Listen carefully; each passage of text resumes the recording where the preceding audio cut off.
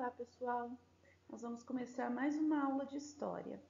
Nós vamos falar hoje sobre Descobrindo a História, lá da página 121, 120 e 121 do livro de vocês. O objetivo dessa aula é discutir o conceito de documento histórico, compreendendo sua importância na construção do conhecimento sobre o passado.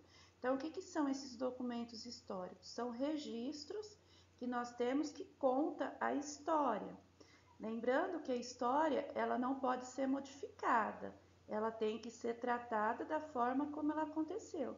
E história é só o que passou, não pode ser o que vai acontecer. Então tudo isso tem que estar fincados em documentos, certo? Então nós vamos começar a falar aqui das fotografias. As fotografias elas são consideradas documentos históricos, porque através dessas fotografias a gente consegue perceber, a gente consegue visualizar como era a vida das pessoas em outras épocas. Aqui nós temos o exemplo de 4 fotos. Essa daqui é a foto mais antiga. O que a gente pode perceber nessas fotos?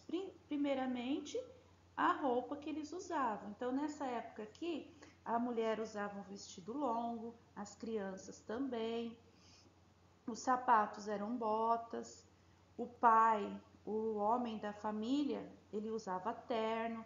Tanto nessa foto como nessa, a gente tem a mesma situação, ó.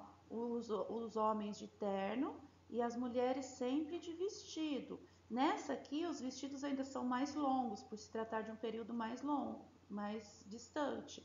E aqui, os vestidos são mais curtos.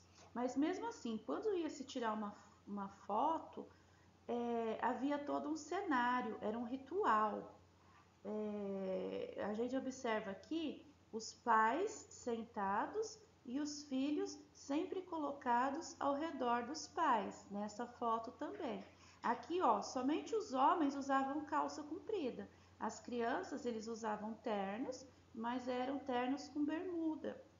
Então a gente pode perceber que aqui atrás é um cenário, certo? Já nessa daqui, não. Essa foto da década de 1970, aqui a gente já pode observar que as mulheres elas usam calças, né? Já houve uma mudança. E também os mais velhos da família, eles não estão sentados, eles não foram colocados numa disposição, eles se organizaram apenas. E nessa última aqui que a gente tem uma foto atual, as mulheres já usam calças, as crianças, os homens não usam terno. Então, quando ia se tirar uma foto nessas épocas aqui, era uma coisa formal, as vestimentas tinham que ser formais. Hoje não, hoje a gente pode perceber que isso ocorre de forma natural, espontânea, mas não deixa de ser um registro também.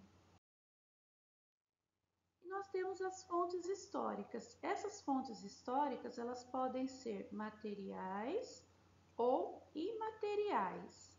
O que são essas fontes materiais? Como o nome já diz, material é algo que a gente pode tocar, que a gente pode pegar. Aqui, num exemplo de fontes materiais, nós temos pinturas rupestres.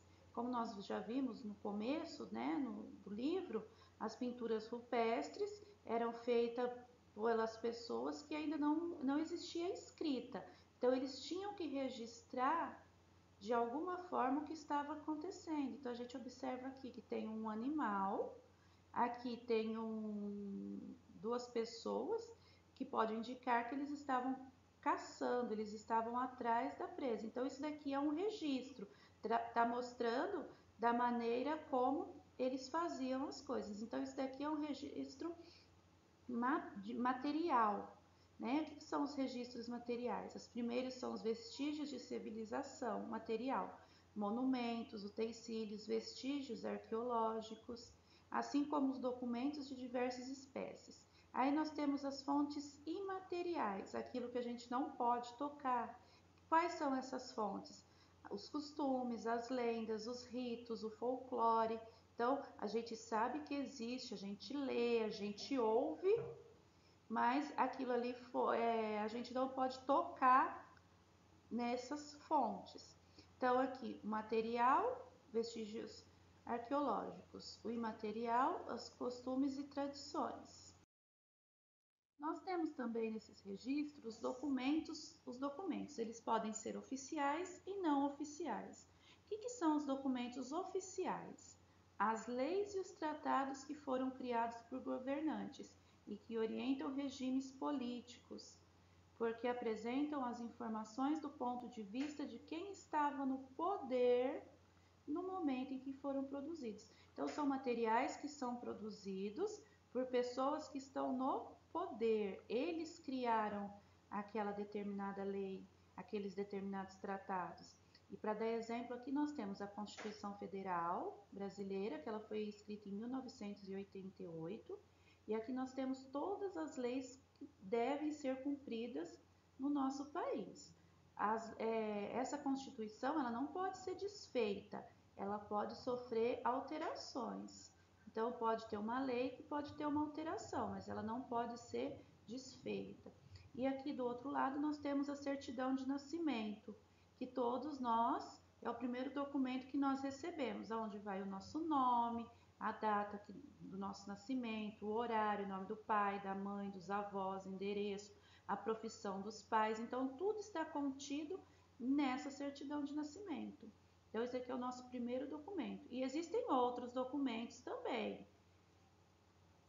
Só que essas daqui a gente tem que lembrar que quem produz é alguém que está no poder, certo? E nós temos depois não oficiais. O que são os documentos não oficiais?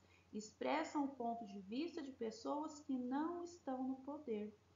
Ou seja, existe uma pesquisa, existe um estudo para se produzir os jornais, os livros, mas só que essas pessoas elas não estão no poder.